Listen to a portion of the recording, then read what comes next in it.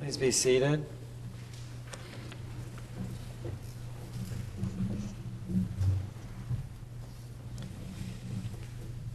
It is April 10th, and so in honor of tax season, a meditation on death and taxes. First, a story. A woman is told by her doctor that she has only 6 months to live. She's terribly distraught. "Is there anything I can do?" she asks. "Yes, there is," the doctor replies. "You could marry a tax accountant." "But doctor, how will that help my illness?" "Oh, it won't help your illness," says the doctor, "but it will make that 6 months seem like an eternity." My apologies to any tax accountants here present. Death and taxes are the only two certainties in life, they say. And the scriptures for today address death head on, with Ezekiel's evocative vision of a valley full of dry bones, to the story of the death and raising of Lazarus, the seventh and greatest sign of Jesus, or miracle of Jesus, in the Gospel of John. But to go back to Ezekiel, imagine being picked up by the hand of God, as Ezekiel was, and set down in the middle of a valley full of bones, dry bones, lifeless bones. And then God speaks, "Mortal, can these bones live?" That question haunts me. It is a deep existential question. In the face of all the death that surrounds us, is there hope for new life? Can God bring life out of death? Every time I come back to a well-known passage in the Bible, like this one, I find something new there. This week I noted that the dry, dead bones were separate and disconnected. But new life and breath came into them when they were joined together to form a body, when sinews bound them together and flesh formed around them. Ezekiel reports, "Suddenly there was a noise, a rattling, and the bones came together, bone to its bone. I looked, and there were sinews on them, and flesh had come upon them, and breath came into them, and they lived and stood on their feet, a vast multitude." What a great scene that is. It would make a great movie. These dry, dead bones were brought together by the Spirit of God, and life filled them again. In isolation, they were dead, but bound together, they were alive. There is a deep lesson for us here. We see glimpses of this reality, the new life that arises when people come together. We see in the world today. We see the uprisings in Arab countries, where people are coming together to demand a decent life, a dignified life, a life with some freedom. Oppressive regimes have held on to power by keeping people separated, by denying the right of assembly and a free press. In Egypt and in other lands, we are hopeful, guardedly hopeful, that a new, more democratic government can arise. New life arising because the people came together.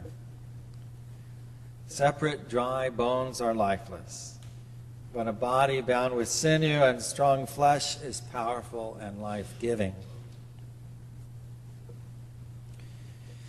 In U.S. politics, it feels like we are a valley of dry bones, each separate and lifeless.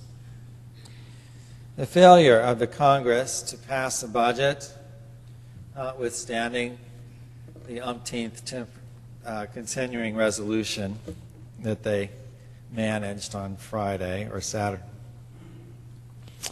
The very real possibility we have suffered of a government shutdown a ludicrous thing for a country of this stature.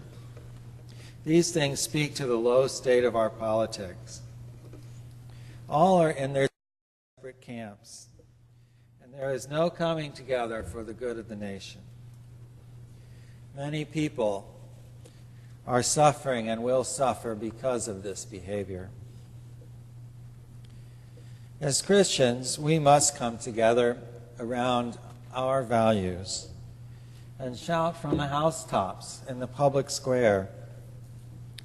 These are not Democratic or Republican values. They are Christian values, built around loving our neighbor as ourselves.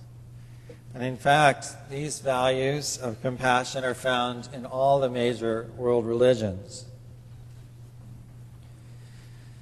It has often been said that a governmental budget is a moral document. A moral document. And so it is because budgets display the values of those who create them.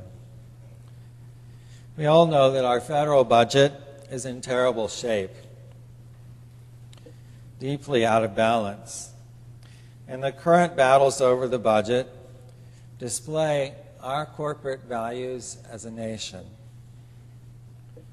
Remember that Jesus had quite a bit to say about money.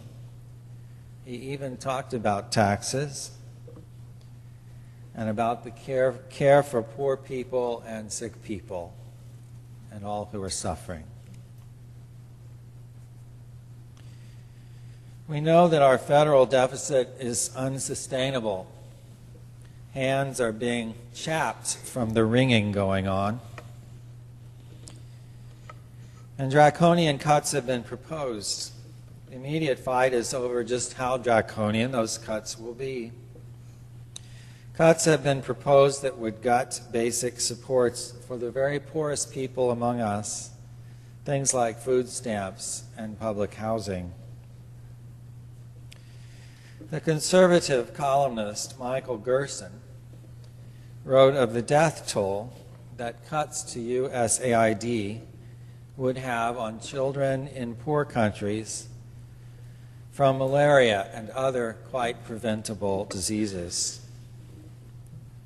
He quotes estimates ranging anywhere from 27,000 to 70,000 children, enough to fill a valley with dry bones. Gerson writes, cuts for global health programs should be of special concern to those of us who consider ourselves pro-life.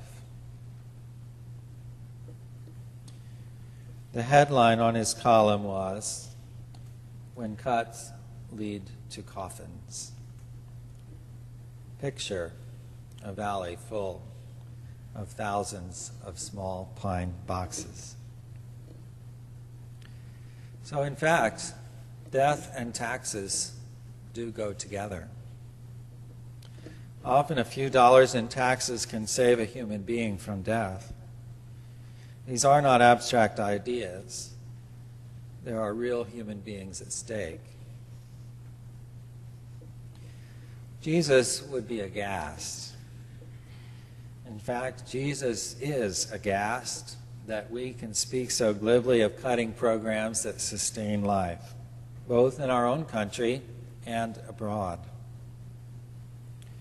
I, for one, would gladly pay a bit more in taxes to avoid these cuts with such a high human cost. By the world's standards, I am rich. I can afford it. We who have jobs and homes and health can afford to give more. Not to mention that America's wealthiest few can easily contribute more.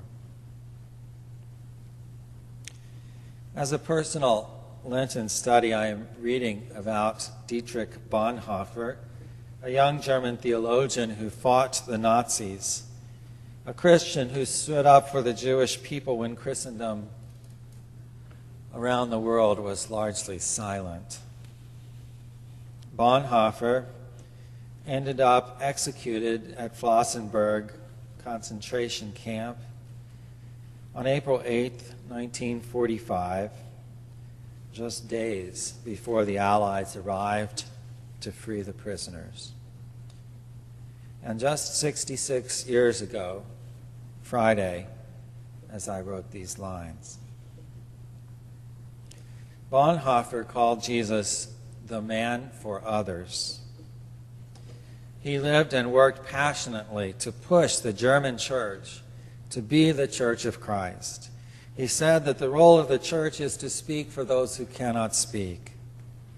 And if the church does not speak and act for Jewish people, for poor people, for any persecuted people, then it is not being the church. Bonhoeffer famously wrote, "Silence in the face of evil is itself evil. Not to speak is to speak. Not to act is to act." Discipleship, Bonhoeffer often said, is costly. He suffered death working for the life of others. His bones were scattered with those of thousands of Jews who died at the hand of an evil man because the world remained silent. So we come back to where we began, the great existential question for humanity. Mortal, can these bones live?